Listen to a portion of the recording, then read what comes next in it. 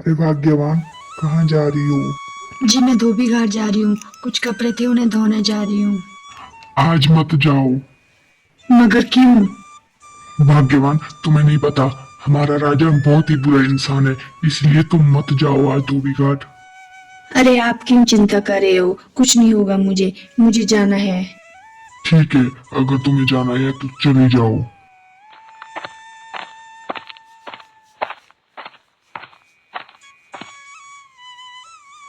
कितना शांत है आज यहाँ पर आज आया क्यों नहीं कोई?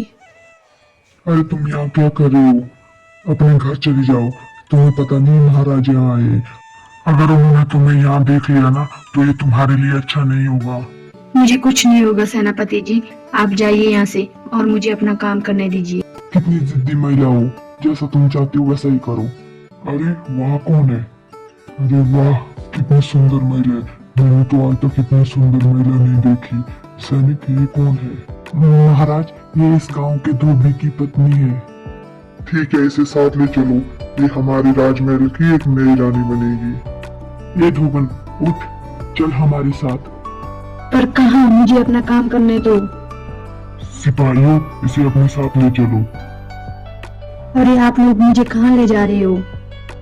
मैंने कहा था ना तुम्हें कि अपने घर चली जाओ, पर तुमने मेरी सुनी ही नहीं। अब चलो हमारे साथ।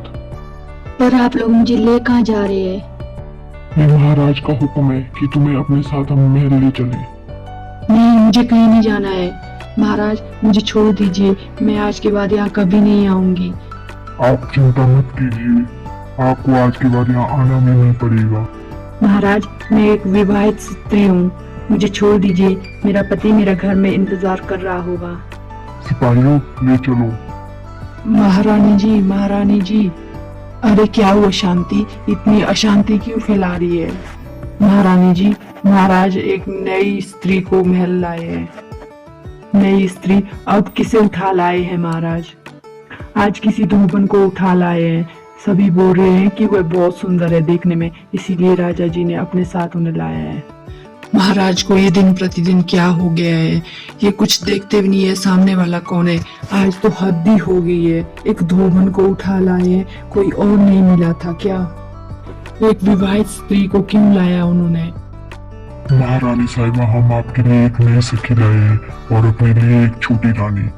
महाराज आपने ऐसा क्यों किया? एक विवाहित स्त्री को क्यों उठा लाए? ये किसी की विवाहित स्त्री नहीं है, ये अब हमारी रानी बनेगी। बहुत सुंदर है देखने में, इसीलिए हम साथ लाए। अच्छा ठीक है, अब आप हमारी विवाह की तैयारी कीजिए। नहीं महाराज, ऐसा मत कीजिए, ये सब गलत है। ये कुछ गलत नहीं है महारानी, अगर आप नहीं करना चाहती तो दासियों को बोलो, दासियां करेंगी हमारी विवाह की तैयारी। महारानी साहिबा कृपा कीजिए, ये बहुत गलत हो रहा है, हमारे साथ अन्याय हो जाएगा। सुनो, इसमें हम कुछ नहीं कर सकते। क्या तुम्हें पता नहीं था कि महाराज की नजर में नहीं आना है? नहीं महारानी, पता तो नहीं था, पर हमारे पति ने मना कर दिया था हमें घाट पर जाने के लिए, फिर भी हमने जिद कर दी। जब तुम्हारे पति ने तुम्हें मना कर दिया तो फिर क्यों के चली गई घाट पर?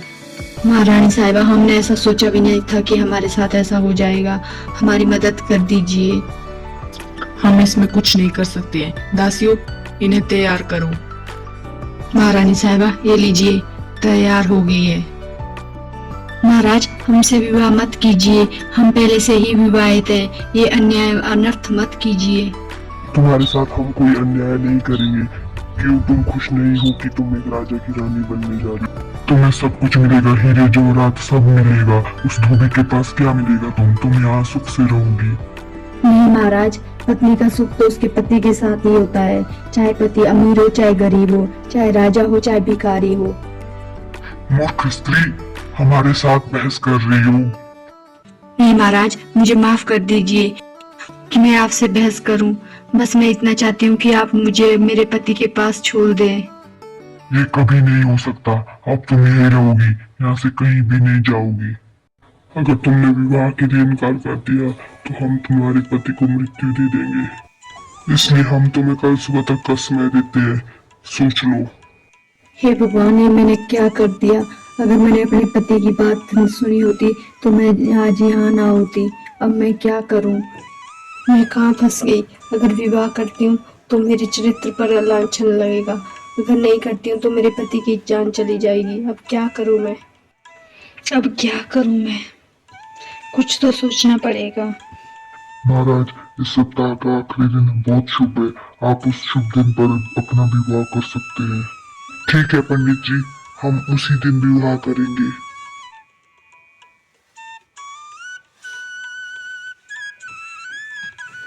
हे भगवान, अब तो एक मुहूर्त भी निकल गया।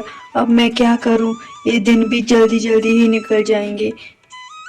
मुझे शांत रहना होगा, तभी मैं कुछ सोच पाऊंगी कि मुझे क्या करना है। दिमाग में एक योजना तो आ रही है, पर अगर वो योजना उल्टी पड़ गई तो मेरी जान भी जा सकती है।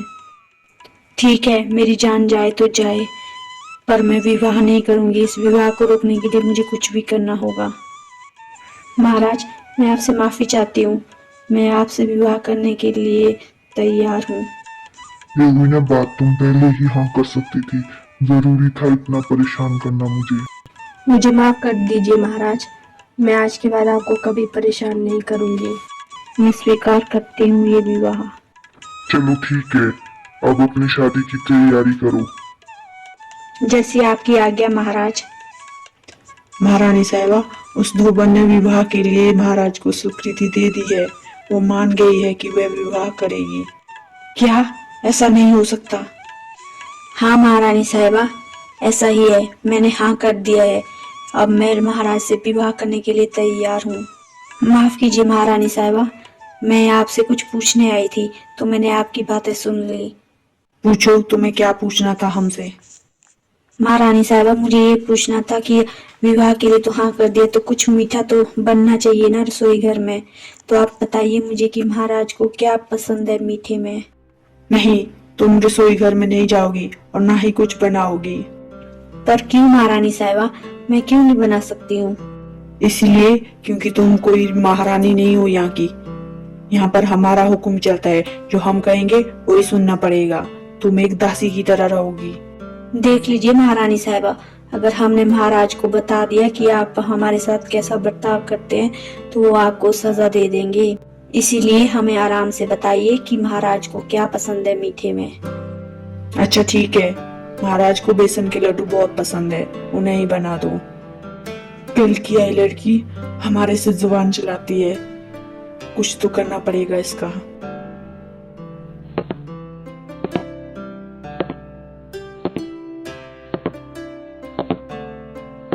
लो, बन गए बेसन के लड्डू। अब इसमें थोड़ा सा जहर डाल देती हूँ, ना ही राजा रहेगा और ना ही मेरा विवाह होगा इस राजा से। महाराज, ये लीजिए, मैंने आपके लिए बेसन के लड्डू बनाए हैं। बड़ी महारानी साहिबा ने बताया था कि आपको बेसन के लड्डू बहुत पसंद है। अरे वाह, बेसन के लड्डू। हाँ, मुझे बेसन के लड्डू बहुत पसंद है। अगर तुमने बनाए हैं तो मैं जरूर खाऊंगा। लाओ, मैं खाता हूँ। रुक जाइए महाराज, आप इसे मत खाइए, पहले इन्हें खुद खाने दीजिए, उसके बाद आप खाना। अच्छा ठीक है, पहले तुम खाओ फिर हम खाएंगे, ये राजमहल का नियम है। अब मैं क्या करूं? अगर मैंने ये लड्डू खा लिया तो मैं भी मर जाऊंगी। कोई बात नहीं, इस विवाह से अच्छा तो मेरी मृत्यु ही हो जाए। अगर मैंने ये लड्डू नहीं खाया तो इन लोगों को शक हो जाएगा, मुझे ये खाना ही पड़ेगा।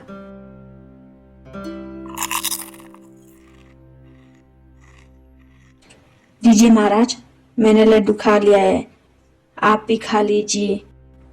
अरे अब तो हम आराम से खा सकते हैं।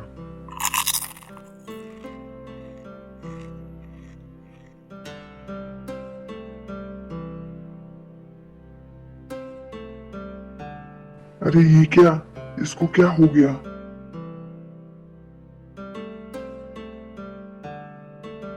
अरे यहाँ देखो, महाराज को भी कुछ हो गया है। अरे ये क्या कर दिया इसने? इसने खुद भी जहर वाले लड्डू खा दिए और महाराज को भी खिला दिए। अरे ये तो मर गई। महाराज को बचाना होगा, महाराज को बचाओ। अरे महाराज भी नहीं रहे, इन्हें भी जहर ने मार दिया।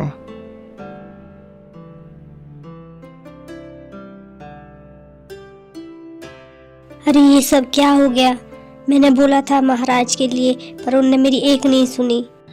महारानी जी, अब कुछ नहीं कर सकते हैं।